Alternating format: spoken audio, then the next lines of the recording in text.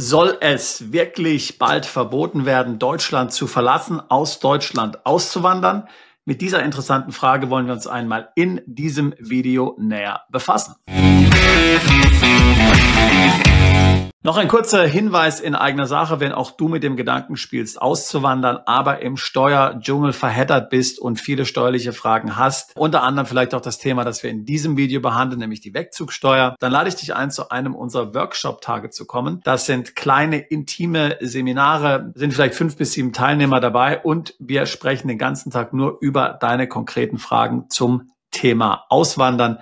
Wegzugsbesteuerung, erweitert beschränkte Steuerpflicht, Entstrickungsbesteuerung, Unternehmensbewertung, Erbschaftssteuer, Schenkungssteuer und all die anderen Fragen, die man so rund um das Thema Auswandern hat. Welche Länder sind steuerlich am günstigsten? Was ist mit Doppelsteuerungsabkommen? Was ist mit Rückfallklauseln? Was muss ich beachten hinsichtlich doppelten Staatsbürgerschaft? Macht es jetzt Sinn, solche Pässe zu erwerben? Also alles, was mit dem Thema Auswandern und Plan B zu tun hat. Dazu machen wir regelmäßig eintägige Live-Workshops. Alle weiteren Termine auf unserer Webseite. Link dazu packe ich hier in die Beschreibung dieses Videos mit hinein. Also wenn du demnächst auswandern willst, und hier einmal in einem Aufwasch alle steuerlichen Fragen zu diesem Thema besprechen willst, dann würde ich mich freuen, dich bei einem dieser Workshop-Tage begrüßen zu können. Jetzt aber zurück zu unserem eigentlichen Thema. Man sieht in letzter Zeit immer wieder deutsche YouTube-Videos auftauchen, wo bestimmte Figuren hier davon sprechen, dass es demnächst verboten werden soll, Deutschland zu verlassen, dass man am Auswandern gehindert werden soll, dass sozusagen Beschränkungen wie in der DDR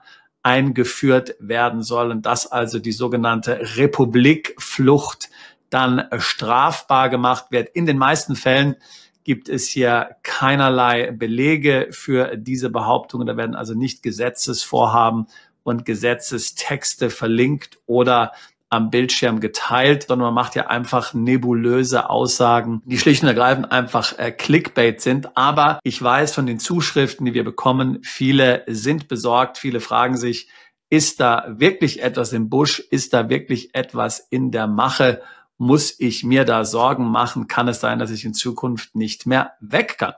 Ich meine, wenn man sich die deutsche Geschichte anschaut, insbesondere natürlich die Geschichte der DDR, dann sind solche Fragen vielleicht nicht ganz unberechtigt. Denn wir wissen ja, was bei der Errichtung der Berliner Mauer geschehen ist. Die Berliner Mauer wurde 1961 gebaut und dann war es letztlich über Nacht nicht mehr möglich, von Ostberlin nach Westberlin ungehindert zu reisen. Man hat diese Mauer natürlich gebaut, um die Leute daran zu hindern, die DDR zu verlassen. Wer will schon in einem sozialistischen Regime wie der DDR leben? Die Menschen wollten es damals nicht. Sie wollen es heute auch noch nicht.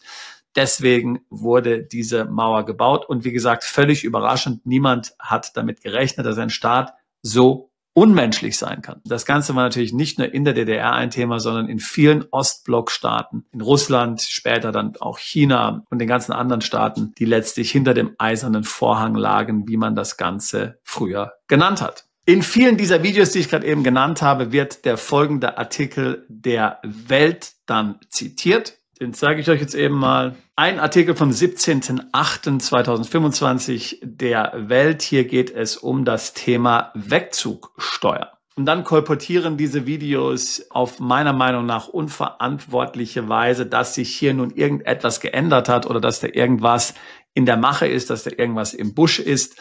Und dem ist natürlich nicht so. Ich meine, die deutsche Bundesregierung hat natürlich sicherlich so einiges geplant, sicherlich so einige Gräueltaten steuerlicher Art geplant. Und auch bei der Europäischen Union hat man immer wieder das Gefühl, dass man eigentlich mittlerweile in der Sowjetunion 2.0 lebt. Ja, es geht mir gar nicht darum, den deutschen Staat, die deutsche Politik oder die EU zu verteidigen. Aber es ist natürlich nicht in Ordnung, falsche Informationen zu verbreiten und zu suggerieren, dass etwas kurzfristig passieren wird, denn dem ist definitiv nicht so.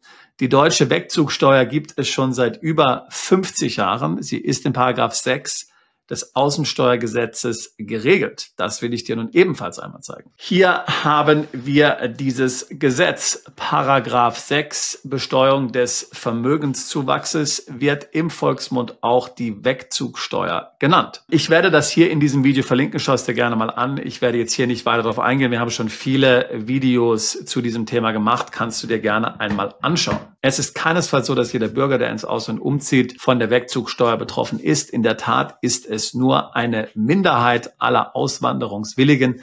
In der Tat sind es jene, die eine GmbH besitzen oder auch eine Kapitalgesellschaft im Ausland. Jeder, der zumindest an 1% an einer GmbH oder an einer ausländischen Kapitalgesellschaft beteiligt ist, das sind in der Regel eben Unternehmer. Personengesellschaften, zum Beispiel die GbR oder GmbH und Co. KG, zählen nicht dazu. Das sind eben keine Kapitalgesellschaften, sondern das sind Personengesellschaften. Auch wenn du ein Einzelunternehmen hast, bist du nicht von dieser Wegzugsteuer betroffen. Du bist möglicherweise von der Entstrickungsbesteuerung betroffen. Dazu sage ich gleich nochmal was. Aber wenn du nicht zumindest 1% an einer Kapitalgesellschaft im In- oder Ausland beteiligt bist, dann kann dir die Wegzugsteuer sonst wo vorbeigehen. Aber Achtung, was ich gerade eben gesagt habe, das hat sich im Grunde genommen leicht seit 2025 geändert, denn seit 2025 ist es auch so, dass auch jene Personen von der Wegzugsteuer betroffen sind, die mindestens 500.000 in einen ETF oder anderen Fonds einbezahlt haben. Auch sie sind dann von der Wegzugsteuer betroffen. Aber eben nur dann, wenn du in den gleichen ETF, in den gleichen Fonds mindestens 500.000 Euro einbezahlt hast. Da gibt es tatsächlich Personen und auch Mandanten von uns, die diesbezüglich von der Wegzugsteuer betroffen sind. Aber natürlich, die meisten haben nicht 500.000 in den ETF investiert. Es spielt keine Rolle, wie viel deine ETFs jetzt momentan wert sind. Es spielt nur eine Rolle, wie viel du dort eingezahlt hast. Hast du also mehr als 500.000 dort investiert, kannst du davon betroffen sein. Ansonsten bist du nicht betroffen. Wenn du einfach nur Aktien hältst, wenn du Immobilien besitzt, wenn du Gold hast, wenn du andere Edelmetalle hast, wenn du Krypto hast, bist du von der Wegzugsteuer nicht betroffen. Dann kannst du einfach ins Ausland umziehen. Die Österreicher können das leider nicht mehr, denn dort hat man 2016 die Wegzugsteuer, die hier ähnlich nach dem deutschen Modell konstruiert ist, so verschärft, dass auch das ganze private Kapitalvermögen betroffen ist. Das heißt, in Österreich ist es tatsächlich so, wie diese Videos, die ich gerade eben genannt habe, suggerieren. Du hast 10 Google-Aktien, du hast 10 Apple-Aktien, du hast diese Aktien vielleicht für 50 Euro gekauft und wenn du in Österreich wohnst und jetzt Österreich verlässt, dann musst du den unrealisierten Kapitalzuwachs, den unrealisierten Vermögenszuwachs in Österreich versteuern mit Kapitalertragssteuer. Wenn du also die Aktie für 50 Euro gekauft hast und heute ist sie 500 Euro wert, dann musst du 450 Euro Vermögenszuwachs, Wertzuwachs in Österreich versteuern mit 27,5%, obwohl du diese Aktie nicht verkauft hast.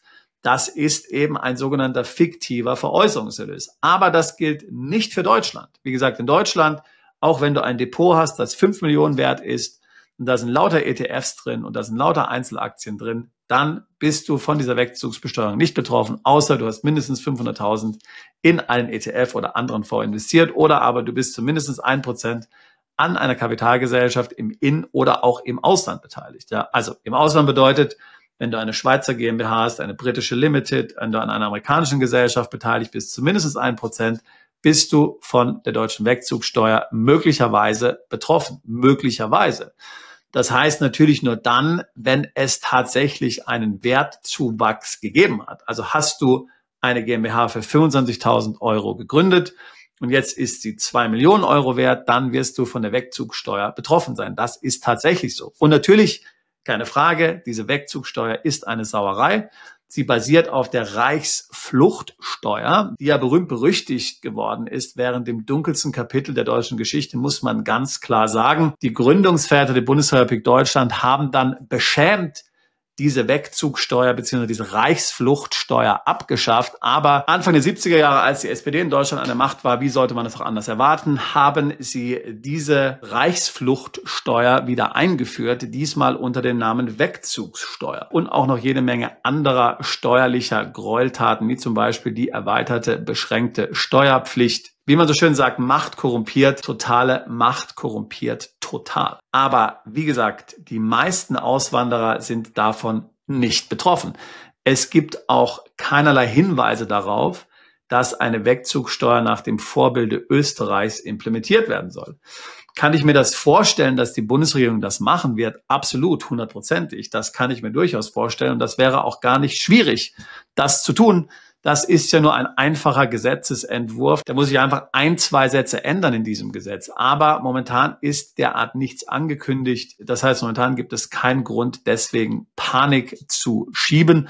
Und schon gar nicht gibt es einen Grund hier zu vermuten, dass die Auswanderung verunmöglicht werden soll, dass man Maßnahmen ergreift gegen die Republikflucht etc. Auch wenn natürlich die Republikflucht, keine Frage, für die Bundesregierung sehr unangenehm ist, denn du weißt ja, wie eng die Steuerpyramide an der Spitze tatsächlich wird und wie viel Spitzenverdiener eigentlich zum Steueraufkommen in Deutschland beitragen, nämlich mehr als 50% der Einkommensteuer. Das muss man sich mal auf der Zunge zergehen lassen. Und da muss man sich fragen, was es eigentlich für einen Sinn macht, dass die Politik mit unseren Leistungsträgern so unverschämt hier umgeht. Aber das steht auf einem anderen Blatt geschrieben. Dass die Deutschen hier vergrault werden, das hat jetzt mit dem Thema Wegzugsteuer nichts zu tun. Noch ein kurzer Hinweis, wenn du Freiberufler bist oder Einzelunternehmer, dann gibt es keine Wegzugsteuer, jedenfalls nicht diese Wegzugsteuer nach § 6 AStG, aber dann gibt es die sogenannte Entstrickungsbesteuerung.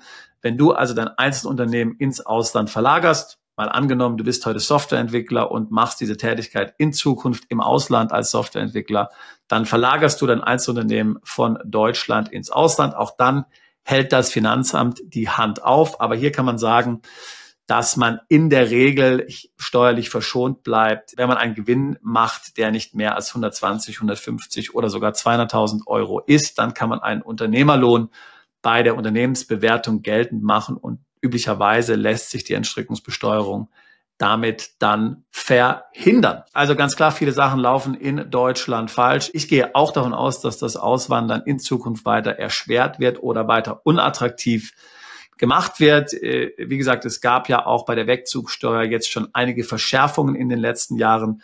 Wir haben gerade eben eine davon erwähnt, die Besteuerung im Rahmen der Wegzugsteuer von ETFs. Es gab auch noch eine andere, da will ich jetzt nicht drauf eingehen. Aber es gibt keine konkreten Ankündigungen dafür, jedenfalls noch nicht. Wer weiß, was die Regierung plant. Vielleicht kommt ein österreichisches Modell. Ganz am Ende steht vielleicht sogar die Besteuerung nach Staatsbürgerschaft, wie es die Amerikaner kennen. Da macht es dann überhaupt keinen Unterschied mehr, ob du im Ausland wohnst. Da zahlst du weiterhin Steuern in Deutschland. Auch sowas wollen die Grünen ja schon lange haben. Aber das ist im Grunde genommen auch komplizierter, als man sich das vorstellt. Da müsste Deutschland sämtliche Doppelbesteuerungsabkommen neu verhandeln. Das ist nichts, was jetzt wirklich schnell gehen würde. Aber auch das halte ich für durchaus möglich. Also jeder, der Sinn und Verstand hat, verlässt natürlich Deutschland. Das ist völlig klar. Wer sollte sich das antun? Wer sollte so hohe Steuern bezahlen und dann auch noch mit anschauen müssen, wie seine Steuergelder verschwendet werden in einem Maße, dass einem ja die Tränen kommen mögen, will ich schon fast sagen. Warum würdest du dich als Leistungsträger von einem Staat so behandeln lassen? Je länger du da sitzt und das mit dir machen lässt, desto mehr Verantwortung dafür musst du natürlich auch selbst übernehmen, denn du bist ja nicht wirklich das Opfer. Du kannst ja einfach aufstehen und gehen. Tatsächlich machen das sehr viele Deutsche, sehr viele Mandanten. Die meisten unserer Mandanten sind deutsche Leistungsträger, Unternehmer, Freiberufler, Investoren, die genau diese Entscheidung getroffen haben, die ihr ganzes Vermögen in Deutschland im Übrigen veräußert haben, obwohl das nicht notwendig ist. Das will ich ganz klar sagen. Du musst nicht dein gesamtes deutsches Vermögen veräußern. Aber ein Weg natürlich, die Wegzugsteuer zu vermeiden, ist, dass du deine Beteiligungen verkaufst, deine Unternehmen verkaufst. Dann hast du natürlich nicht das Thema Wegzugsteuer am Bein. Ja, also das heißt, viele lösen ihre deutschen Vermögen auf, muss man ganz klar sagen, verkaufen auch ihre Immobilien, zum Teil auch mit Verlust, weil sie einfach sagen, bis hierher und nicht weiter, ich mache das nicht mehr mit. Es gibt viele schöne Länder auf der Welt. Es gibt viele schöne Länder in Europa. Warum soll ich in Deutschland leben und mich drangsalieren lassen, wenn ich vielleicht sogar meine Zeit aufteilen kann auf 2, 3 Länder, ein bisschen Italien, ein bisschen Spanien, vielleicht noch ein bisschen Dubai dazu, ein bisschen Thailand und dann im Grunde genommen gar keine Steuern bezahle? Warum soll ich mir das gefallen lassen, was hier in Deutschland mit mir passiert? Und natürlich mit was ich auch noch in Zukunft zu rechnen habe. Auch dir persönlich würde ich natürlich empfehlen, mich mit dem Thema Auswandern intensiv zu beschäftigen. Wir haben viele interessante Videos hier zu dem Thema, die ich dir alle empfehlen kann. Gleichzeitig sei natürlich vorsichtig.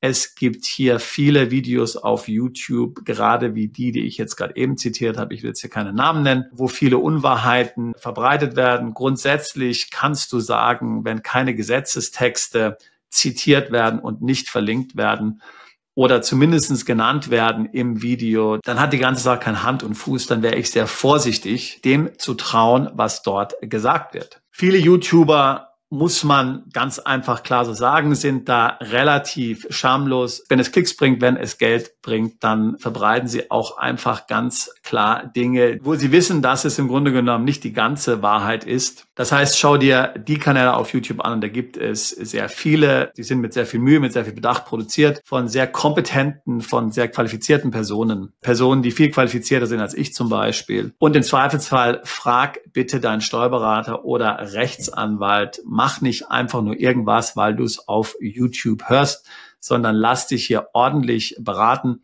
Dein Steuerberater, dein Rechtsanwalt, die haben eine Haftpflichtversicherung, die müssen dafür gerade stehen, welchen Rat sie dir geben. Nicht irgendein YouTuber, der alles erzählen kann, wenn der Tag lang ist. Das sind Leute, auf die du hören solltest, dein Steuerberater und dein Rechtsanwalt. Und wenn sie von diesem Thema keine Ahnung haben, dann wird ein guter Steuerberater es auch ganz ehrlich sagen. Er wird sagen, ich kann dir diesbezüglich leider nicht helfen, aber der Kollege ABC in der Stadt ABC, der ist diesbezüglich kompetent. Kontaktiere doch den mal. Also ein guter Steuerberater wird hier keinerlei Hemmnis haben, ganz klar zu sagen, ich kenne mich mit dem Thema internationale Steuern nicht aus. Ich kenne mich mit dem Thema Wegzug nicht aus.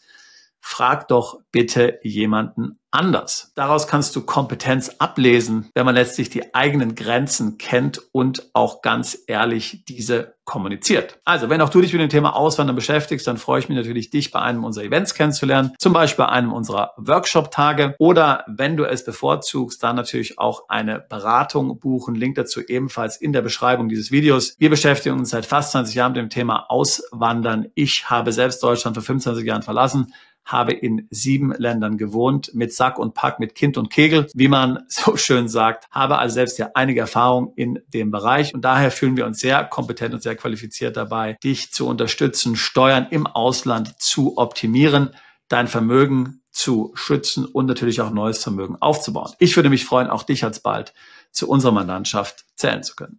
Bist du Unternehmer, Freiberufler oder Investor? Zieht es dich schon lange ins Ausland? Mach heute den ersten konkreten Schritt in eine Zukunft mit mehr Geld und mehr Freiheit. Buche ein Beratungsgespräch mit Sebastian und seinen Kollegen. Unsere Kanzlei unterstützt Mandanten wie dich dabei, deine Steuerlast legal zu reduzieren, Vermögen aufzubauen und zu schützen und deine persönliche Freiheit zu maximieren. Profitiere jetzt von unserem Fachwissen und unserem Netzwerk. Gehe zu mandatierung.com und werde Mandant unserer Kanzlei.